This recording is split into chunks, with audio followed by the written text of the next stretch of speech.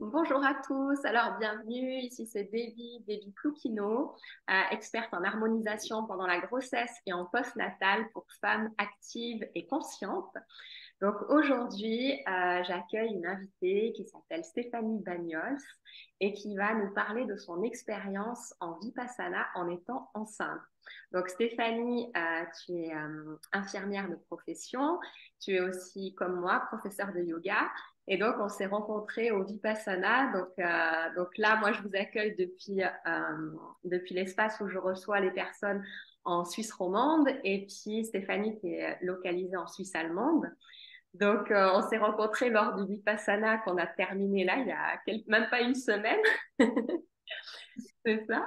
Et donc, alors juste pour vous dire, donc moi j'accompagne les femmes enceintes. Stéphanie est enceinte dans son neuvième mois de grossesse et sur 60 personnes, on s'est retrouvés les deux à côté. Donc ça, c'était assez magique. Et puis aujourd'hui, voilà, tu vas nous partager un peu ton vécu. Est-ce que tu veux peut-être juste te présenter brièvement et puis nous dire comment t'es venue l'idée de faire un Vipassana et en plus dans ton neuvième mois de grossesse, puisque je crois que tu accouches d'ici 15-17 jours, quelque chose comme ça. Tout à fait, Debbie. Merci beaucoup pour cet entretien. Et comme tu disais, je suis infirmière depuis 14-15 ans et prof de yoga. Voilà, maintenant, j'essaie de pratiquer un peu la méditation. Et je sais pas quoi te dire encore. Ça, c'est le principal. Et je suis oui, à 15 jours de mon accouchement. C'est mon premier bébé. Et j'ai 39 ans en plus. Voilà. Donc le Vipassana, en fait, ça t'est venu comment l'idée? Parce que le Vipassana, pour ceux qui savent pas, c'est 10 jours de méditation où voilà, pendant 10 jours, on est dans le silence, donc on est dans cet espace un peu de recueillement avec des plages horaires de méditation par jour. Donc comment t'es venue cette idée de faire un Vipassana et de le décider de le faire pendant la fin de ta grossesse? Alors, tout était un peu à hasard. Et mon mari, il a déjà fait 2 fois le Vipassana, l'année passée et cette année. Et moi, j'avais un peu la curiosité. Et l'année passée, je me suis inscrite. J'ai pas pu le faire pour X raisons. Donc, je me suis dit, bon, on va essayer cette année. Après, ça tombait que j'étais enceinte. Et franchement, je n'étais pas très sûre qu'ils allaient m'accepter. Et justement, les organisateurs, quand ils m'ont finalement, j'étais acceptée 12 jours avant que ça commence les cours. Et quand j'ai eu les premiers entretiens avec eux, ils m'ont dit, bon, c'est vrai que c'est un peu limite, mais c'était un peu tard pour te dire que voilà, c'était trop, trop risqué. Mais ils m'ont dit, en tout cas, on va te laisser en chambre individuelle. Tu vas avoir le droit à un troisième repas le soir. Et ils m'ont dit, pendant les méditations, tu n'es pas obligé à venir pendant 10 heures faire la méditation, sinon au minimum, tu peux faire 3. Ça, c'est le minimum. Évidemment, tu as le droit à bouger tes jambes, changer de position et aller faire tous les siestas que tu as besoin pendant la journée. Donc, franchement, ils m'ont beaucoup chouchouté. Je me sentais un peu comme une princesse et ça m'a beaucoup aidé. Et du coup, voilà, je suis très contente d'avoir fait cette expérience. Et on va dire que c'était très, très dur. Je dirais que c'était plus dur mentalement que physique, même si après, tu as mal au dos, tu as mal aux jambes, c'est fatigant. Des fois, plus que la méditation, tu dors. Mais je dirais qu'à niveau mental, tu découvres beaucoup de choses, justement de tout ce qui passe dans notre tête, tout ce flux de pensées illimité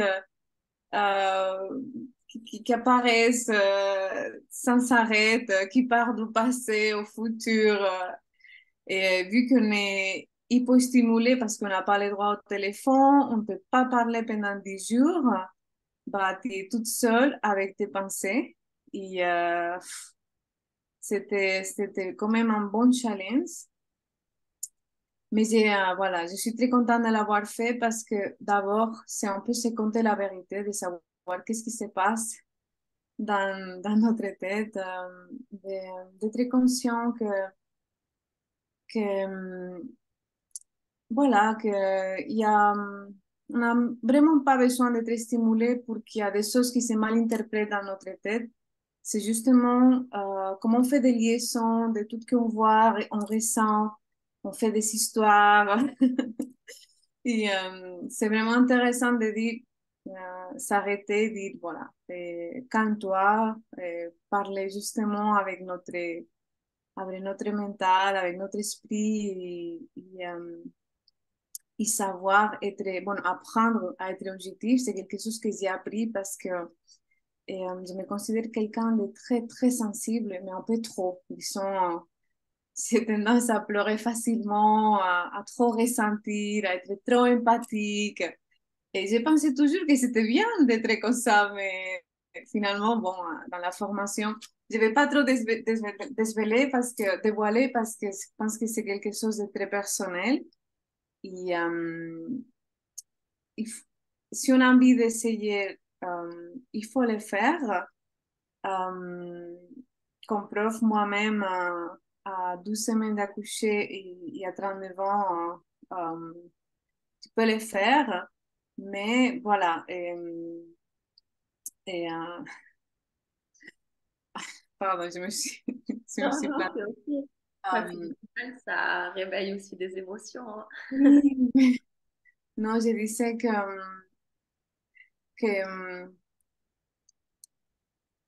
ah, c'est passé. Je Et sais pas si- on peut vraiment le faire si on en a envie. Et puis en Ouais, même temps, bah, il y a peut-être aussi des challenges sur lesquels il faut passer parce que c'est aussi bien le côté physique que le fait de se retrouver seul face à ses pensées. Ça nous fait aussi travailler des choses sur nous, hein, profondes, vraiment. tout à fait, tout à fait. Comme je disais, pour moi, c'était plus difficile à niveau mental. C'est la première fois dans ma vie que j'ai dépensé de quitter en formation. Pourtant, j'ai fait deux formations de 300 heures à Bali, dans l'Inde. Mais là, c'est quand j'ai regardé la sortie, je me disais, je n'ai pas besoin de souffrir ça, mais c'est tout le temps le mental, en fait. Et je pense que c'est bien, voilà, de se raconter la vérité, de se connaître à nous-mêmes.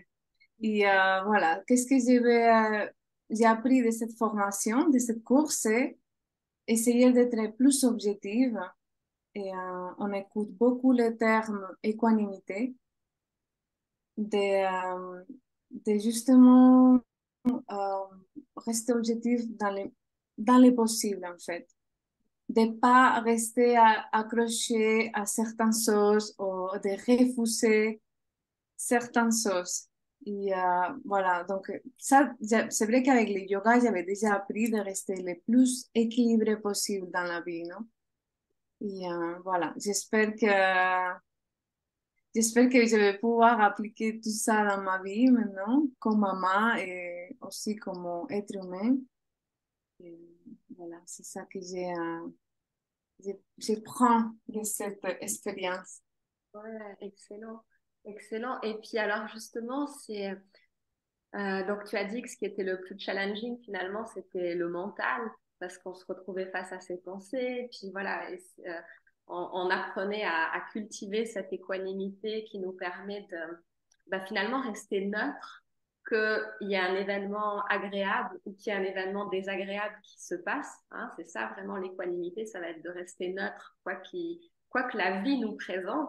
Et là, on est dans le silence, donc on n'est pas surstimulé comme on est d'habitude, mais on se rend compte que nos pensées, elles nous présentent des choses qui peuvent être agréables ou désagréables parce que on va repenser à des événements du passé douloureux ou agréables, et puis où on va se projeter dans le futur, etc. Et puis on travaille.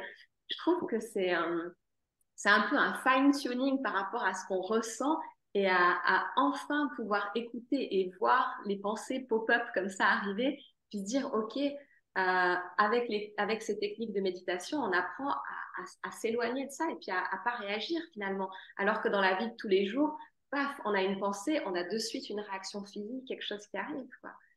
Et Mhm. toi, c'est quoi le plus grand bienfait que tu as recueilli de ce Vipassana? Le plus grand bienfait, je dirais, personnel et par rapport au fait de le faire enceinte.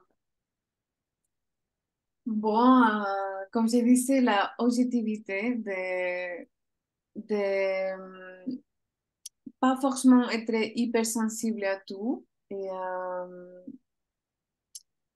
oui, de mettre la distance un peu sur tout ce qui nous arrive. Et, et le fait d'être maman, bah, particulièrement, je dirais que c'était très joli d'être dans la méditation et sentir les mouvements du bébé. Et c'était magique, c'était beau,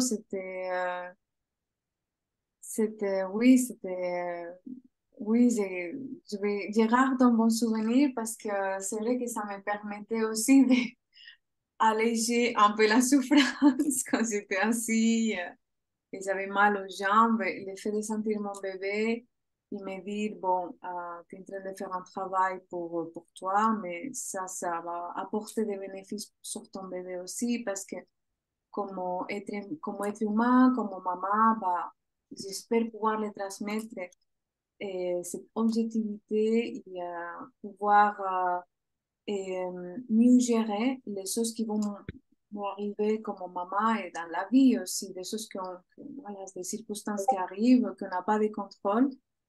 Donc, après, bon, ça c'est l'intention, après on ne sait pas, mais on n'est pas des robots.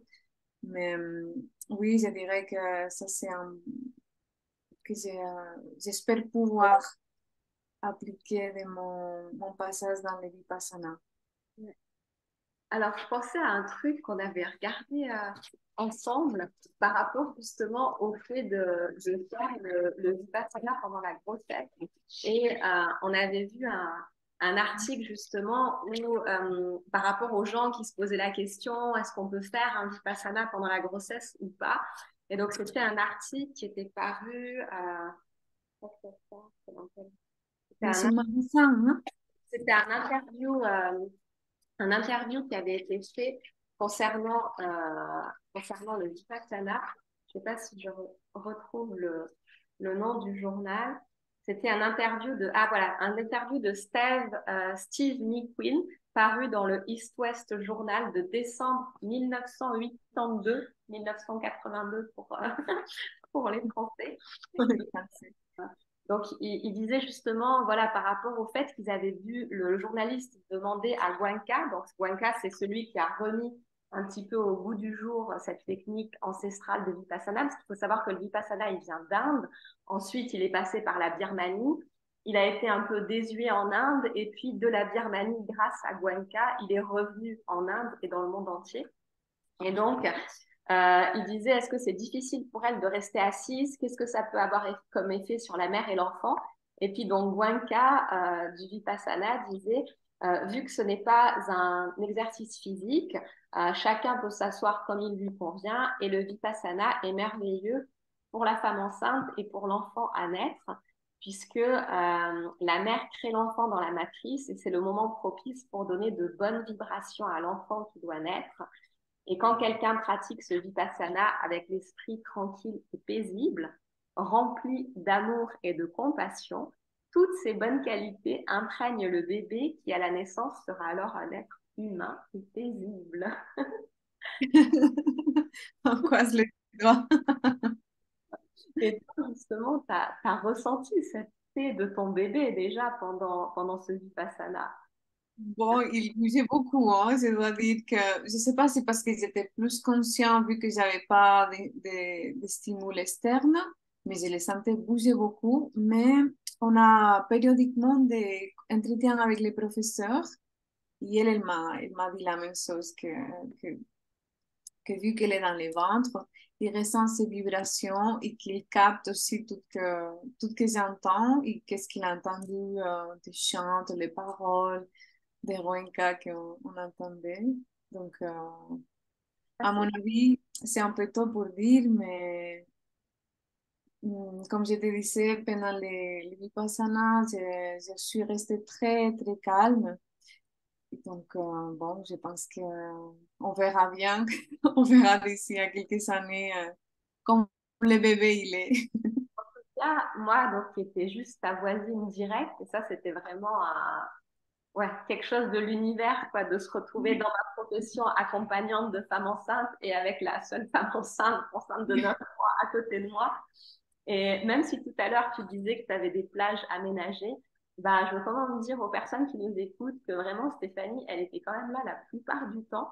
Parce que mis à part les méditations qui sont très très tôt le matin, enfin, moi je te voyais vraiment à côté de moi la plupart du temps. Et je sentais, en fait, je te l'ai pas dit là-bas, mais j'entendais des fois ta respiration calme et ça me calmait aussi. C'est marrant, je pense qu'on tous, parce on ressent les énergies des uns et des autres, hein, et des fois je sentais comme ça et je me rappelle encore de ce que j'entendais, tu vois, du son de ta respiration posée. Des fois je sentais les vibrations du bébé, alors ça c'est peut-être ma sensibilité par rapport à ma profession et puis à ce que j'ai vécu avec mes propres enfants enceintes. Mais c'est vrai que je sentais cette sensibilité. Et puis on dit aussi que les bébés, bah, quand ils ont l'espace et que l'espace il est détendu, bah, ils sont amenés aussi à bouger parce que tu vois, les tissus, ils sont quand même plus souples aussi, quoi. Donc, en tout cas, je percevais vraiment ouais, cette tranquillité, cette paisibilité, ouais, ce côté paisible. Et puis, ça me motivait aussi, parce que je me disais, bon, si elle, enceinte de 9 mois, elle tient, alors moi, si j'ai un peu mal au dos, je vais tenir. Donc, c'était aussi motivant, tu vois, je trouve que c'était, enfin, de t'avoir, toi, dans le groupe, en tant que participant, c'était hyper inspirant, parce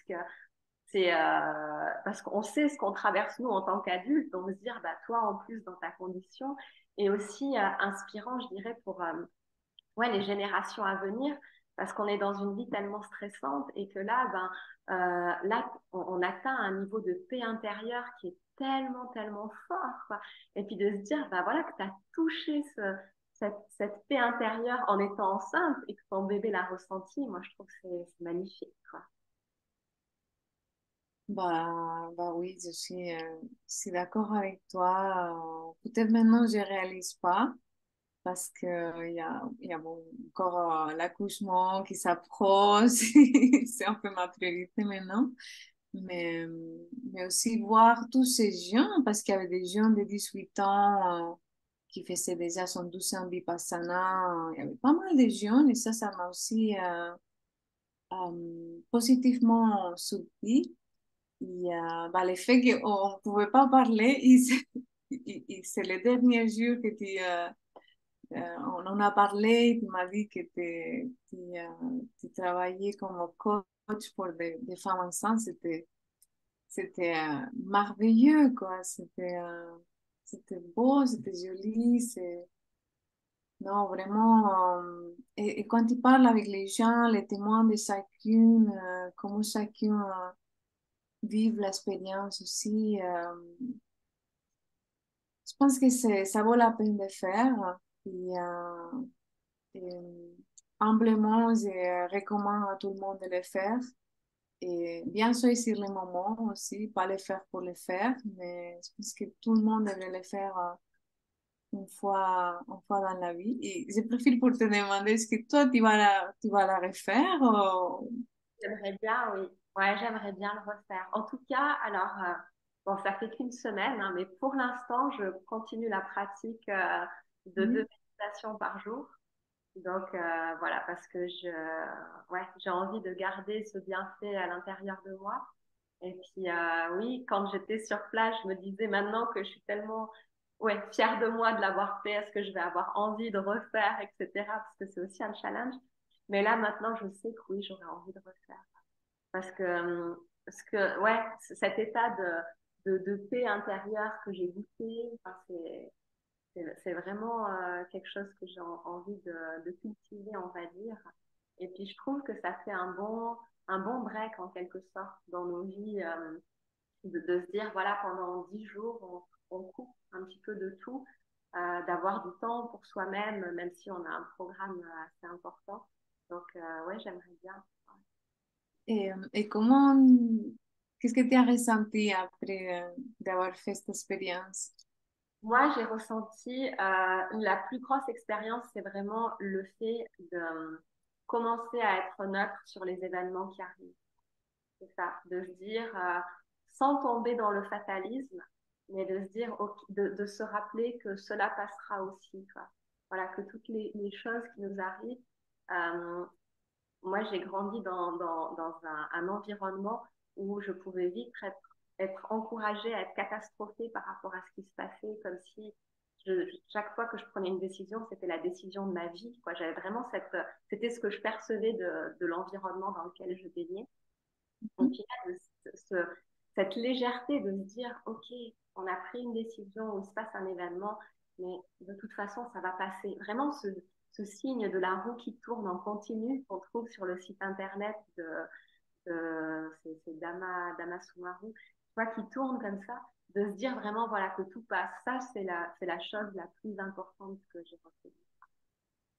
Et moi, je voulais te demander par rapport à ce qu'on a découvert au niveau des techniques de méditation, notamment par rapport à ce qu'on a appris avec la gestion de la douleur. Quand on a de la douleur, quand on médite dans la position assise, etc. Et puis voilà, on va pas tout dévoiler, mais on sait que cette douleur, elle est nécessaire pour libérer des choses. Est-ce que tu penses que tu vas pouvoir utiliser ce que tu as appris, peut-être par rapport à la... Alors, on ne sait jamais comment se passe son accouchement le jour J, quoi, mais est-ce que tu penses que ça va pouvoir t'aider peut-être pour gérer les contractions ou pour gérer ta respiration ouais. Quel est ton ressenti par rapport à ça? Alors ça, c'est une bonne question. Je dirais que oui, je pense que ça peut beaucoup m'aider. Et, le fait d'abord, d'ailleurs, c'est d'utiliser la respiration. Il y a aussi le fait de pas se centrer que la douleur, où je vais avoir la douleur, sinon un peu en général, c'est dans la méditation vipassana, on utilise beaucoup les scanners du corps. Si on peut parcourir le corps et chercher des sensations. Et, j'espère pouvoir me rappeler pendant que je suis au travail d'accouchement, de ne pas me centrer la douleur de contraction. Sinon, on peut parcourir mon corps et chercher des autres sensations pour dévier l'attention justement de la douleur que je vais avoir pendant les contractions. Et il y a quelque chose que tu m'as dit les derniers jours que j'ai trouvé très utile aussi, c'était quand j'ai un point de douleur, pas se concentrer qu'au point de la douleur, non? Sinon, aller un peu autour de la zone, et pareil, aussi pour dévier un peu l'attention. Et ça, je trouve que c'est aussi très utile.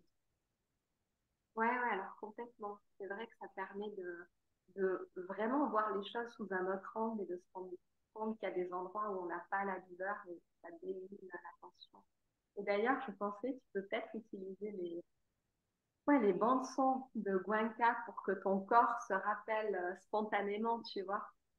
Parce que des fois, on ne sait pas si avec le stress, avec la douleur, on va se rappeler à respirer.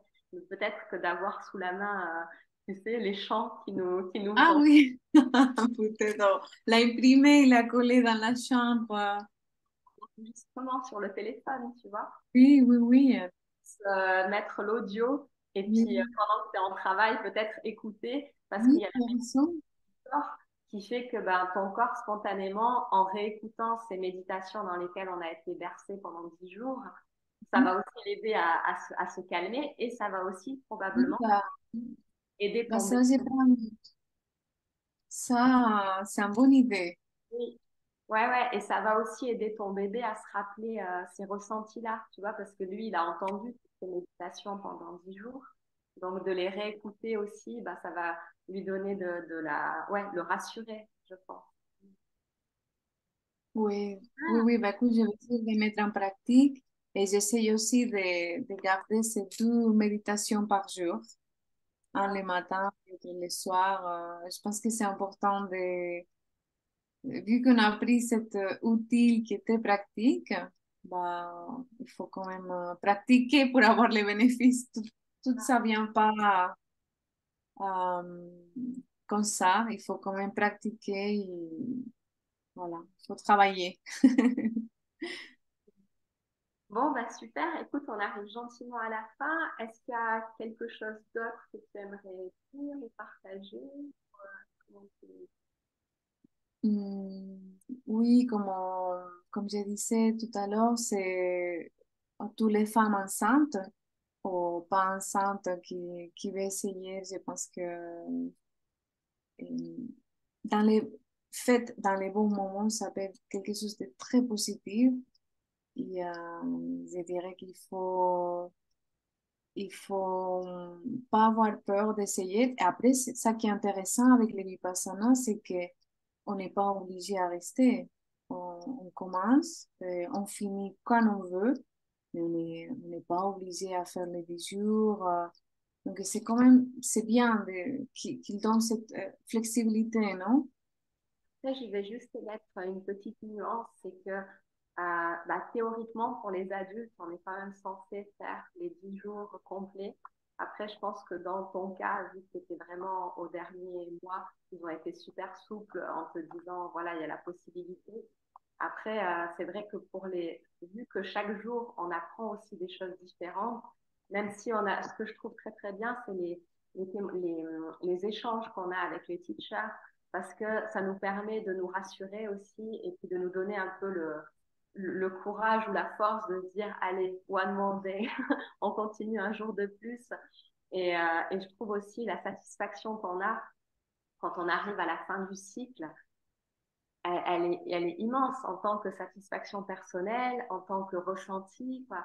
Donc voilà, je dirais juste que oui, si vous le faites pendant que vous êtes enceinte, ben, sachez que vous n'êtes pas enchaîné, que vous aurez la possibilité de partir.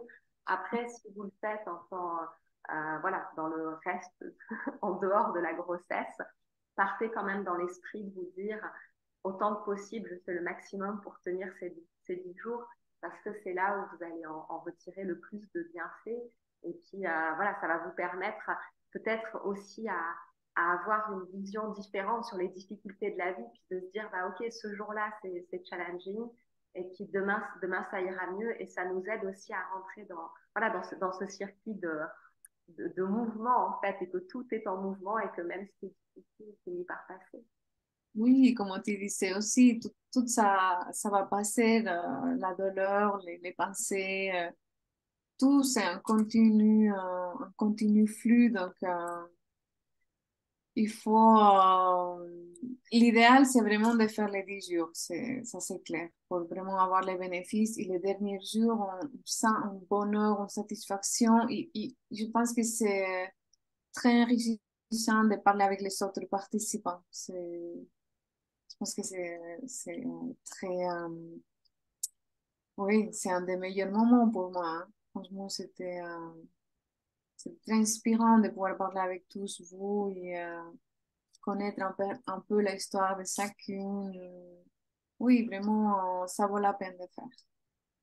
Super, bah parfait. Écoute Stéphanie, merci beaucoup Un de ce plaisir. témoignage. Je suis vraiment honorée d'avoir pu t'accueillir et puis voilà, d'avoir pu partager ton expérience. Et merci encore voilà, pour tout ce que ça a inspiré chez moi et probablement chez les autres et chez les personnes qui nous écouteront. Donc, je te souhaite tout le meilleur pour ces 17 jours de la rencontre avec ton bébé, ouais, que tout se passe bien. Et puis, de toute façon, on reste en contact. Et je te dis à très bientôt alors. Oui, merci beaucoup pour cet entretien et tous les bons conseils. Et bon, je te raconterai comment ça s'est passé. Et oui, effectivement, on reste en contact. Merci pour tout. Merci. Alors, belle journée à vous et puis à très bientôt. Bye bye. Ciao.